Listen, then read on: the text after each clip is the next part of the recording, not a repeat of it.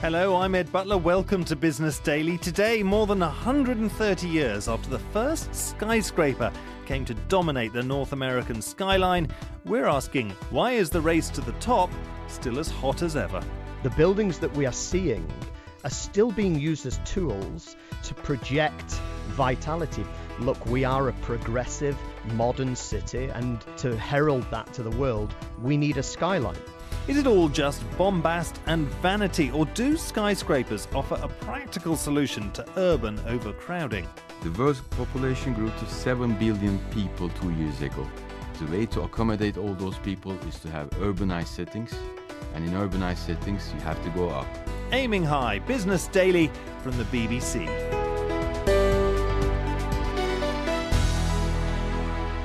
A city's skyline is very often defined by its tallest structures. Think the Eiffel Tower in Paris or the World Trade Center in New York. Increasingly, other cities across Asia and the Middle East have sought similarly iconic tall buildings. They're spending billions on skyscrapers going higher and higher to beat the world record and to get themselves on the map. The world's tallest at the moment is the Burj Khalifa in Dubai at some 830 metres. But that will soon be overtopped, we're told, by other projects in Saudi Arabia and possibly China. So where did this obsession with scraping the sky actually begin? Antony Wood is the director of the Council on Tall Buildings and Urban Habitat based in Chicago. He says it dates all the way back to the construction boom in his own city and in New York in the 19th century. It was primarily commercially driven. It was a device which was enabled by several technologies coming together at once. The curtain wall, as we know it, i.e. the steel frame that supported the building, allowing the skin of the building to hang off that rather than being traditional load-bearing construction.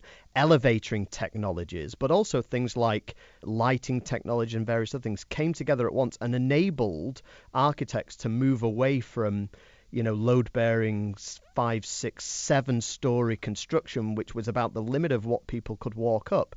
So suddenly in Chicago, buildings which were 10, 12, 16 stories, and the skyscraper was born.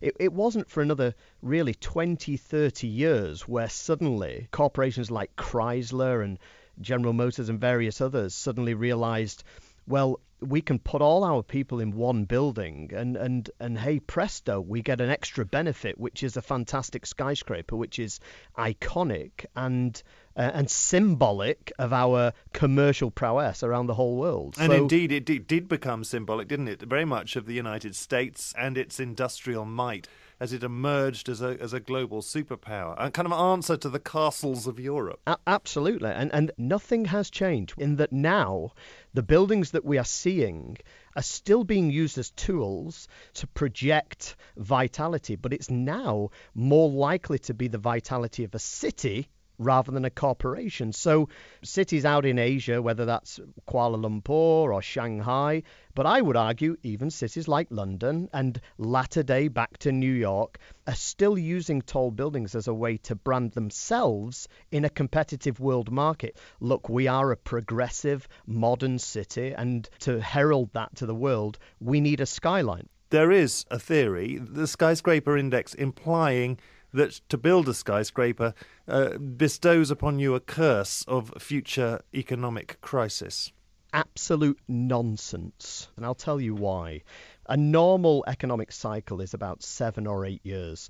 The gestation period for a tall building, certainly the world's tallest building, is somewhere between 6, 7 to 12 years. So inevitably, at some point in its construction, it's going to see a downturn. And it's even more obvious than that, because if money is tight, people are not necessarily going to think about building the world's tallest building. So they'll tend to think about it on an upswing, in an upturn in the market. So inevitably, the tall building is going to be delivered most likely in a downswing. So the skyscraper is a product of both the social and economic times in which we live. It's not a driver of it. And the skyscraper index on many levels is nonsense. Is there a new trend, however, in the development of skyscrapers? In that they are becoming, in many cases, some of these tallest ones, more and more narrow as well. And that actually presents technological challenges.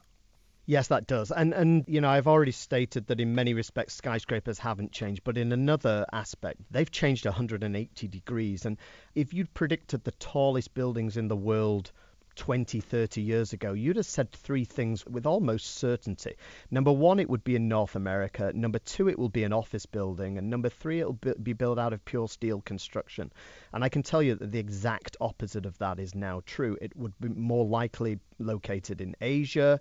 It'll be residential or mixed-use building, and it'll probably be concrete or composite construction. This move towards residential is really quite interesting and quite important. Sure, but presumably the people going into the real skyscrapers, if they are residential, are not your average rural migrant. They are the super rich. Well, historically there have been two types of people that live in tall buildings. Those with the economic freedom to choose to do so, and those that have no economic freedom and no choice. However, it's proven that in the last 10 years, we've started to see new socioeconomic groups moving into tall buildings.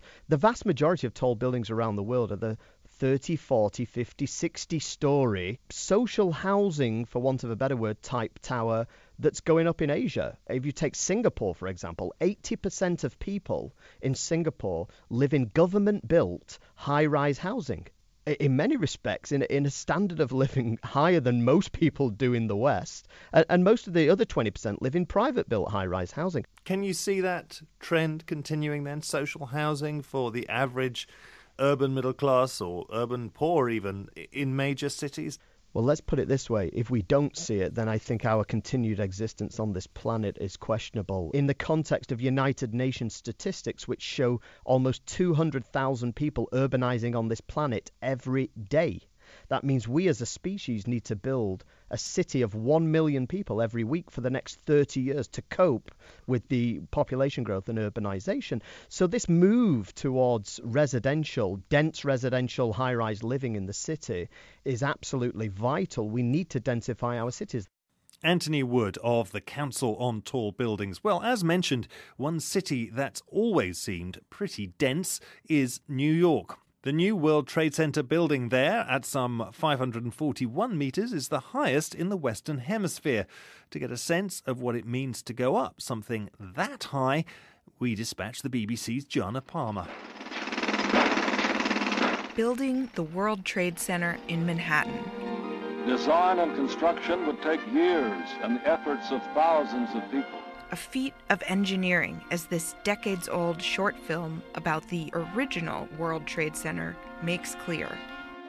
But what about the newest iteration of the World Trade Center? How does it stack up? I'm standing in front of One World Trade Center, the tallest building in the Western Hemisphere, and I have to say, when I look up, truthfully, I really cannot even see the top of the building from standing where I am right in front of it. It's just that high. Inside, I'm met by my first guide, Jordan Barowitz, of the Durst organization. We run the building and we're the part owner. We hop in the elevators, going up. The elevator is so fast. Yeah, the fastest elevators in the building move at 1,800 feet per minute. It's the fastest elevators in the Western Hemisphere. We stop in a sun-filled atrium on the 64th floor. Stepping out, I am greeted with already stunning views. If I just walk toward the window here, we are facing north. From here I can see the Empire State Building. The taxis below look smaller than toy cars. And as we're sort of taking a lap around here, it's 360-degree views and windows on every side. Yes. A view from every window. Yes, a view from every window. We can, on a day like this with high visibility, we can see about a 70-mile span in either direction, maybe a little bit more, 80 miles. From where we're standing right now? If you swivel your head from one direction to the other, you can see about 40 miles in one direction, about 40 miles in the other. Next, I meet up with Carol Willis, director of the Skyscraper Museum in downtown Manhattan.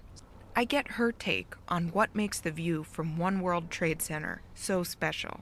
One of the virtues of Lower Manhattan and those views is that you get the expanse of the harbor. You get really the history of New York, why it's here. New York was a colony. People came by ship. They did trade for centuries. The One World Trade Center sets you above that part of the city. Good morning. Welcome to ServCorp. This is Sharon speaking. How may I help you? Floor 85 is the highest leased floor in One World Trade Center. At least so far. The tenant here, ServCorp, subleases luxe office suites to multinational companies. What are people's typical reactions when they walk in here and see the view? I basically can't speak with them for a few minutes. That's Melanie Gladwell, a ServCorp senior vice president. I realize they don't process anything I'm saying, so I just have to kind of give everybody a moment to take it in. Working on a floor this high means that some days you find yourself literally above the clouds. On a cloudy day, we'll see blue skies up here, and then we won't see the city. It'll be just a white sheet, or we'll be within the cloud. When the Hudson River was covered in ice, that was pretty amazing, too, to see them pulling the boats through all of the kind of icebergs that got created there. So you're in a really futuristic building, but in a way you're more in touch with nature as a result. Yes, absolutely. Right. I've never paid attention to the weather as much as I do now. But how high is too high? I asked ServCorp's Chief Operating Officer, Marcus Mufarage. So I have to ask, have you had anyone in here who's afraid of heights? Look, there's two reactions that people have when they come into the offices. There's no in between. They either want to go straight to the window and push their face against the glass, or they want to stand in the middle of the office about 2 meters back from the glass. So it's quite interesting to watch people's reactions. I've gotten my taste of the view from the sky, and it's time to head back to Earth. Going down, Gianna Palmer.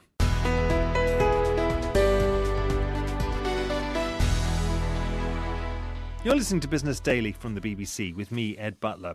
Well, in the last 100 years, there have been no fewer than 10 different buildings to have claimed the crown of the world's tallest.